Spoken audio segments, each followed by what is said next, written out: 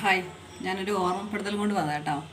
നോമ്പൊക്കെ വരികയല്ലേ, നോമ്പ് കാലമായി. ഒരു മാസം നോമ്പ് കാണാൻ എണ്ണപ്പലഹാരങ്ങൾ കൂടുതൽ കഴിക്കുന്നതാണ്. അപ്പോൾ ചെറിയൊരു ഓർമ്മപ്പെടുത്തൽ എല്ലാവർക്കും അറിയുന്നത്, സകല ജനങ്ങൾക്കും അറിയുന്ന കാര്യമാണ്. പക്ഷേ നമ്മൾക്ക് വേണ്ട, കുഴപ്പമില്ല, വല്ലപ്പോഴും അല്ലെന്ന് ചിന്തിക്കുന്നൊരു കാര്യം മാത്രമാണ്. വേറൊന്നല്ല, നമ്മൾ ഡെയിലി യൂസ് ചെയ്യുന്ന ഒരു ഓയിലിനെ കുറിച്ചാണ് ഞാൻ പറയാൻ വന്നത്. നമ്മൾ പറയില്ലേ, പിന്നെ ഇതിപ്പം ഞാനിപ്പോൾ യൂസ് ചെയ്യുന്നത് ചക്കിലാട്ടിയ കടലെണ്ണ കേട്ടോ.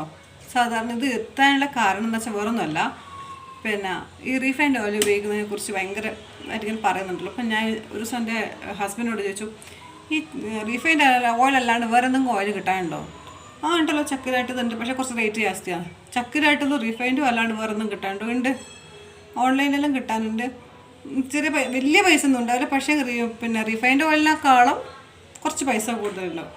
പക്ഷെ ഞാൻ ചിന്തിച്ചൊരു കാര്യം എന്ന് വെച്ചാൽ, നമ്മൾ നാളെ ഡോക്ടർക്ക് കൊടുക്കുന്നതിനേക്കാളും നല്ലത്, നാളെ ഹോസ്പിറ്റലിൽ കൊടുക്കുന്നതിനേക്കാളും നല്ലത് ഇന്നൊരു 10-100 ചിലവാക്കിയിട്ട് നല്ല ഫുഡ് കഴിക്കുന്നതല്ലേ. ഒരുപാട് കാര്യത്തിൽ നമ്മൾ പൈസ വേണ്ടിയും വേണ്ടാണ്ടും ചിലവാക്കുന്നത്.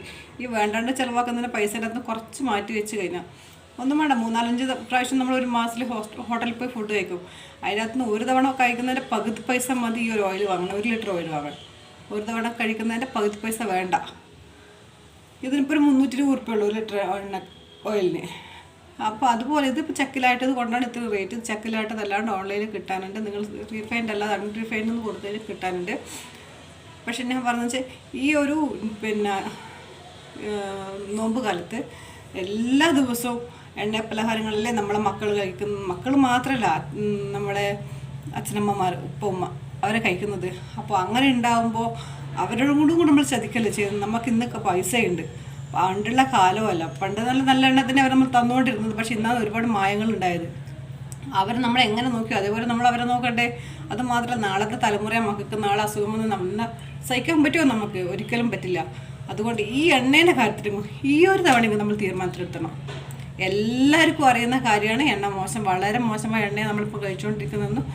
ഹോട്ടലിൽ പോയി കഴിഞ്ഞാലും നല്ല എണ്ണയല്ല, റീഫൈൻഡ് ഓയിലാണെന്ന് എല്ലാവർക്കും അറിയാം.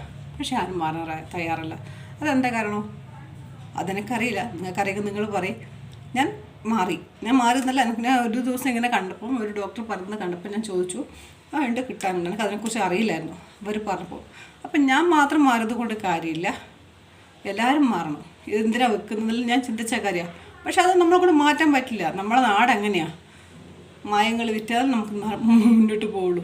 പക്ഷെ അതൊന്നും നമുക്ക് ചിന്തിക്കേണ്ട കാര്യമില്ല. നമ്മൾ നന്നാവുക, ആ ചിന്തിച്ചപ്പോഴേ നമ്മളെ ശരീരം നന്നാക്കുക. നാളെ ഹോസ്പിറ്റലിൽ കൊടുക്കുന്നതിനേക്കാൾ, അതിന് പൈസ കൊടുക്കുന്നതിനേക്കാളും കഷ്ടം നമ്മൾ സഹിക്കുന്ന വേദന. മാനസികമായിട്ടും നമുക്കത് സഹിക്കാൻ പറ്റില്ല. മക്കൾക്കൊന്നും അസുഖം വന്നു, ഒരു പനി വന്ന് സഹിക്കാൻ പറ്റുന്നുണ്ടോ? അപ്പോൾ ഇതെല്ലാം കഴിച്ചിട്ട് കിഡ്നി ലിവർ പോലുള്ള ഇതല്ല കേട്ടോ, മറ്റേ റീഫൈൻഡ് ഓയിൽ കഴിച്ചിട്ട് കിഡ്നി ലിവർ പോലുള്ള അസുഖങ്ങൾ വന്നാൽ നമ്മൾ എന്താ ചെയ്യുക? നമുക്ക് സഹിക്കാൻ പറ്റുമോ? നമ്മൾ സ്വരൂപിച്ച് വെക്കുന്ന പൈസ നാളെ ഹോസ്പിറ്റലിൽ കൊണ്ട് കൊടുക്കാനല്ലേ ഉണ്ടാവുള്ളൂ. അതിനൊക്കെ നല്ലതല്ലേ ഇപ്പോൾ കുറച്ച് പൈസ ചിലവാക്കി നല്ല സാധനം വാങ്ങിച്ച് കഴിക്കുന്നത്. ഒരുപാട് പേര് മാറി, ഇനി മാറാത്തവരുണ്ട്, അറിയാത്തവരുണ്ട്. അവരുടെ അറിവിലേക്ക് മാത്രമായിട്ട് പറയുന്നതാ. ദയവ് ചെയ്തിട്ട് ഈ ഒരു നോമ്പുകാലെങ്കിലും നിങ്ങൾ തുടങ്ങുക പുതിയൊരു ജീവിതത്തിലേക്ക്. ഈ ഒരു നല്ലൊരു എണ്ണ ഉപയോഗിച്ചിട്ട്, ഇങ്ങനെ ഒരു പേരും പറയുന്നില്ല. അഥവാ നിങ്ങൾക്ക് വേണമെന്നുണ്ടെങ്കിൽ, ഞാൻ ഫസ്റ്റ് തുടങ്ങിയ എണ്ണ ഏതാണെന്ന് വെച്ചാൽ ടാറ്റേൻ്റെ ഈ എണ്ണയാണ് ഫസ്റ്റ് തുടങ്ങിയത്. പക്ഷെ ഇത് കാലിയായി.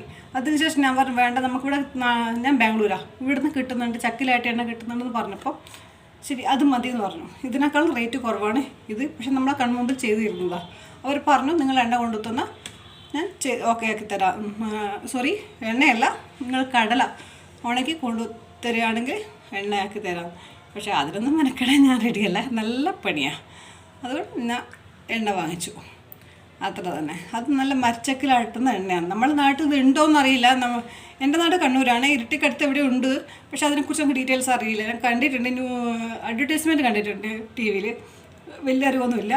അങ്ങനെ ഉണ്ടെങ്കിൽ തീർച്ചയായിട്ടും അവിടെ നിന്ന് വാങ്ങിക്കുന്നതാണ് നല്ലത്. കാരണം ഓൺലൈനിൽ നമുക്ക് അത്ര വിശ്വസിക്കാൻ പറ്റില്ല. നമ്മുടെ നാട്ടിൽ തന്നെ എന്തായാലും നമ്മളെ പറ്റിക്കില്ല എന്നുള്ള വിശ്വാസത്തിൽ നമുക്ക് മുമ്പോട്ട് പോകാമല്ലോ. ആരെയും വിശ്വസിക്കാൻ പറ്റുന്ന കാലമാണ്, പക്ഷെ എന്നാലും വിശ്വാസമാണല്ലോ നമ്മുടെ ജീവിതം മുമ്പോട്ട് കൊണ്ടുപോകുന്നത്. അപ്പം എല്ലാവരും ട്രൈ ചെയ്യുക, നല്ല ഹെൽത്തി ആയിട്ട് ഫുഡ് കഴിക്കുക. Okay, by.